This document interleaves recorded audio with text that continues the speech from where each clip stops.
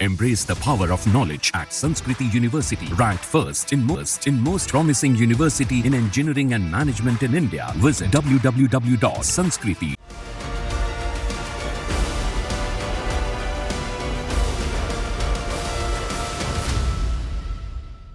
भारत का पड़ोसी देश बांग्लादेश इस समय आग की लपटों में सुलग रहा है। देश के लगभग सभी विश्वविद्यालय बंद कर दिए गए हैं। आंदोलनकारियों ने सरकारी न्यूज चैनल के ऑफिस को भी आग के हवाले कर दिया है। अब तक प्रदर्शन के दौरान हुई हिंसा में 39 लोगों की मौत की सूचना है और हजारों लोग घायल हैं। बांग्लादेश की सरकार ने खराब स्थिति को देखते हुए सेना को सड़क पर उतार दिया है। अब सवाल उठता है कि आखिर बांग्लादेश में अचानक ऐसा क्या हो गया कि बांग्लादेश के लोग, खासकर स्टूडेंट्स और टीचर्स, अचानक सड़क पर उतर आए और शेख हसीना की सरकार को सेना बुलानी पड़ी।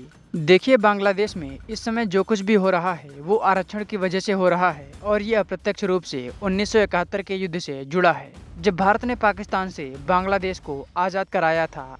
अगर सामान्य शब्दों में कहा जाए तो बांग्लादेश के इस हिंसक आंदोलन की नींव 1971 में बांग्लादेश की आज़ादी के समय पड़ी थी। 1971 जब बांग्लादेश पाकिस्तान से आज़ाद होने के लिए संघर्ष कर रहा था, तब बांग्लादेश में भारत के नेतृत्व में मुक्ति वाहिनी नाम की सेना बनाई गई थी।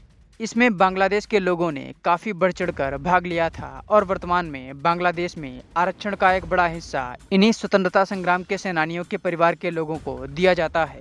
इसी वजह से वर्तमान में बांग्लादेश जल रहा है।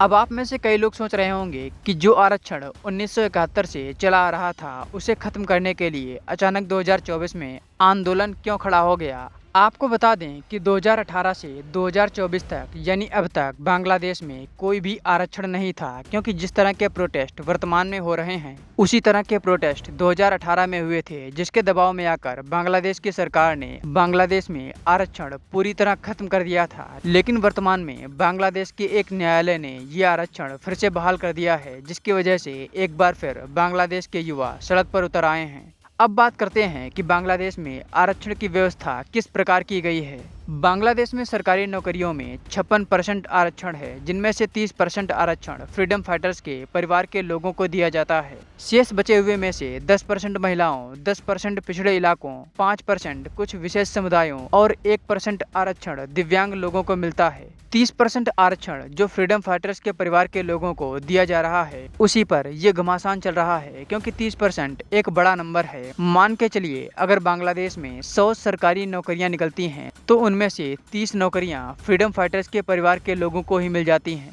उम्मीद है अब आप समझ गए होंगे कि बांग्लादेश का युवा सड़क पर क्यों है और ये अपने देश की सरकार से क्या मांग कर रहा है।